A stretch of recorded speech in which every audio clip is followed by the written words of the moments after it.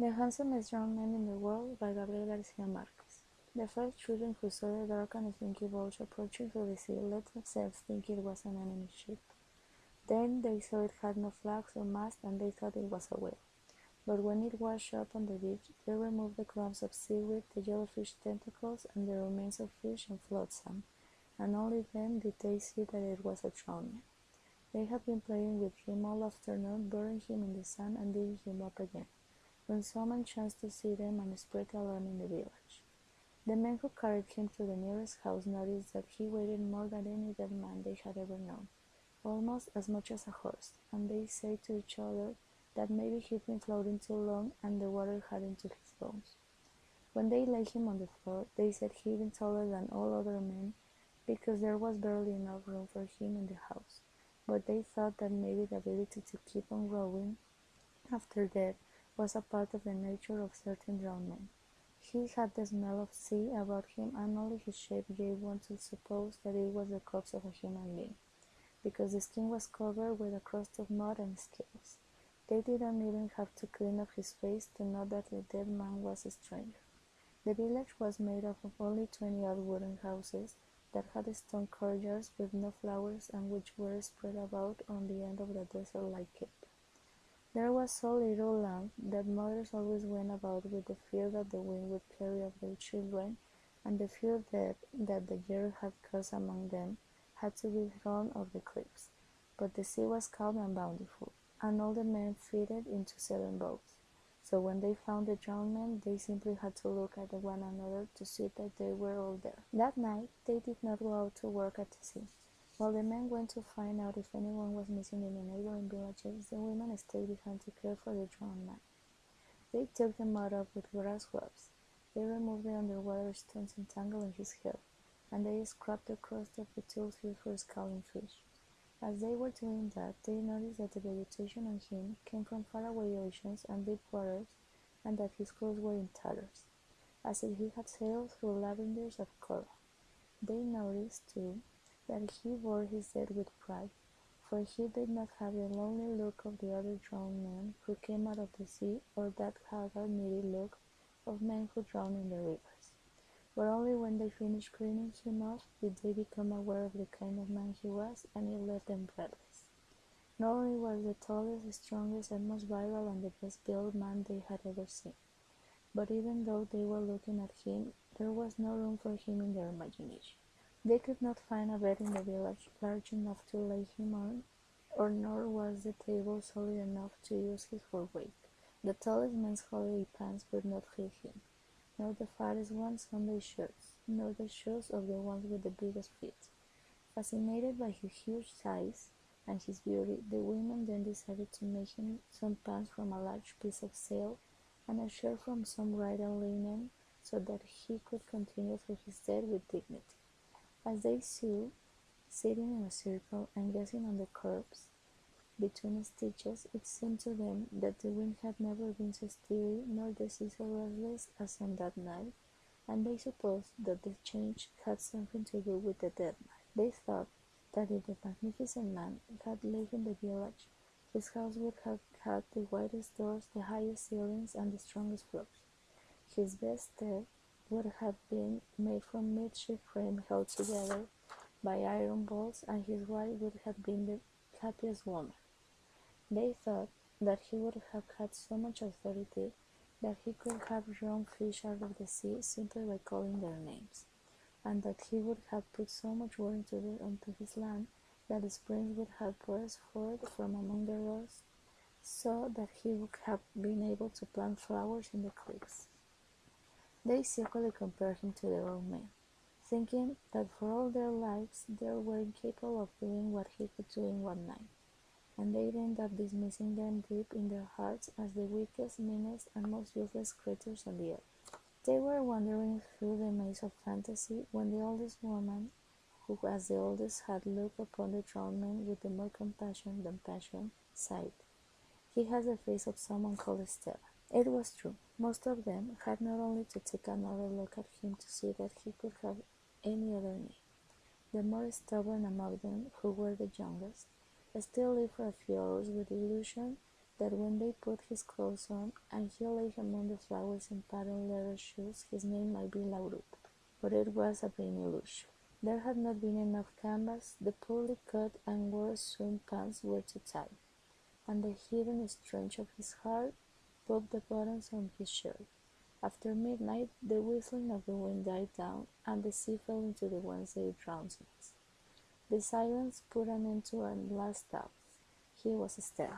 The women who had dressed him, who had combed his hair, had cut his nails, and shaped him were unbearable to hold back shudder of pity when they had to resign themselves to his being dragged along the ground. It was then that they understood how unhappy he must have been in that huge body since bothered him even after death. They could see him in life, condemned to going through doors sideways, cracking his head on crossbeams, remaining on his feet during visits, not knowing what to do with his soft, pink, and sea lion hands, while the lady of the house looked for her most resistant chair and begged him, frightened to them, "Sit here, Esteban, please." And he, leaning against the wall, smiling, "Don't bother, ma'am. I'm fine when I am." His heels raw and his back rusted from having done the same thing so many times whenever he paid a visit. "Don't bother, ma'am. I'm fine where I am." Just to avoid the embarrassment of breaking up the chair, and never knowing perhaps that the ones who said "Don't go, Esteban, at least wait till the coffee's ready," were the ones who later on would whisper to the big book finally left, "How nice. The handsome fool has gone." That was what the women there were thinking besides the body a little before dawn. Later, when they covered his face with a handkerchief so that the light would not bother him, he looked so forever dead, so defenseless, so much like their men, that the first furrows of tears opened in their hearts. It was one of the youngest ones who began of weeping.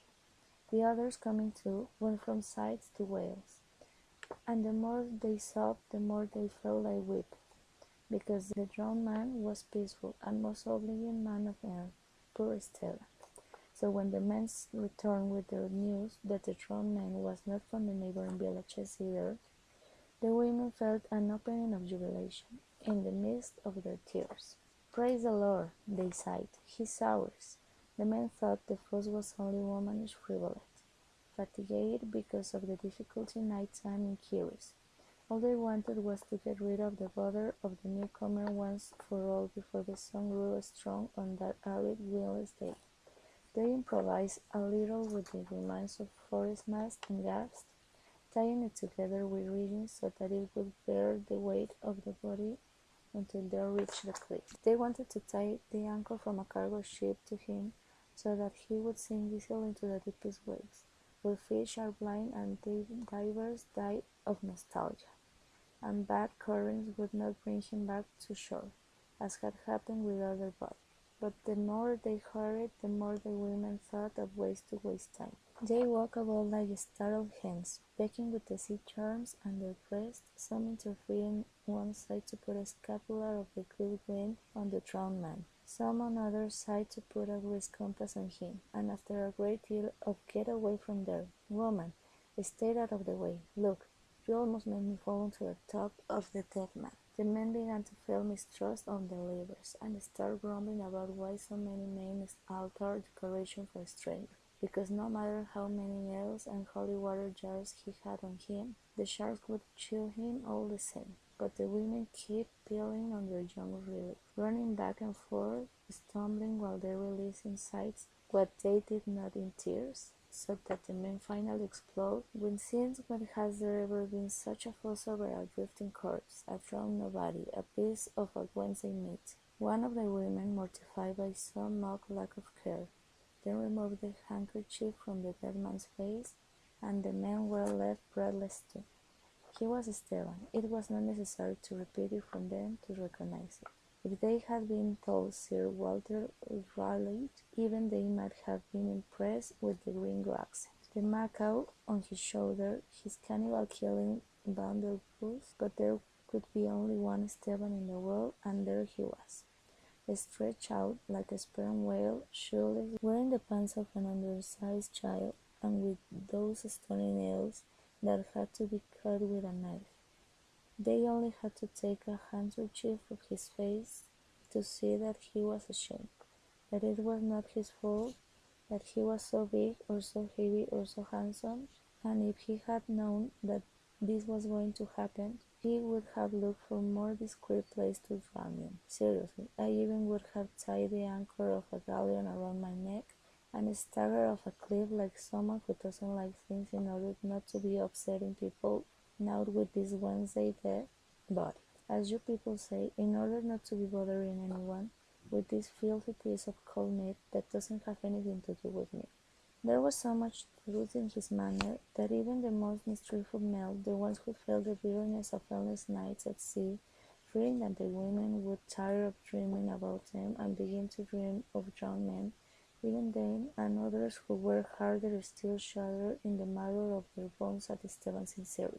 That was how they came to call the most splendid funeral they could ever conceive for an abandoned drowned man. Some women who had gone to get flowers in the neighboring villages returned with other women who could not believe what they had been told. And those women went back for more flowers when they saw the dead man, and they brought more and more until there were so many flowers and so many people that it was hard to walk about. At the final moment it pained them to return him to the waters as an orphan, and they chose a father and mother from among the best people, and aunts and uncles and cousins, so that through him all the inhabitants of villages became kinsmen. Some sailors who heard the weeping from the distance went of course, and people heard of one who had himself tied of the mainmast, remembering ancient fables about sailors. While they fought for the privilege of carrying him on their shoulders along the steep escarpment by the cliffs, men and women became aware of the first time of the desolation of the streets, the dryness of their courtyards, the narrowness of their dreams, as they faced the splendor and beauty of their drowned men. They laid him without an anchor so that he could come back if he wished and whenever he wished. And they held their breath for the fraction of centuries the body took to fall into the abyss.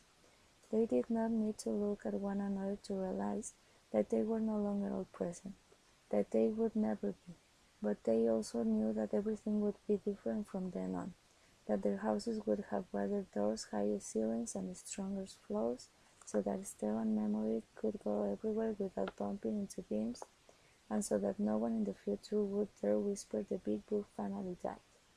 To the back, the handsome fool has finally died, because they were going to paint their house from gray colors to make Esteban's memory eternal, and they were going to break their back digging from springs among the stones and planting flowers on the cliffs, so that in the future years at dawn the passengers of great liners would awake, suffocated by the smell of gardens on the high seas, and the captain would have to come down from the bridge in his dress uniform, with his astrolabe, his pole star, and his row of medals, and pointing on the promontory of roses on the horizon. He would say in the 14 languages, "Look there, where the wind is so peaceful now that it's gone to sleep beneath the beds, over there, where the sun's so bright that the sunflowers don't know which way to turn, yes, over there, that's Esteban's villa."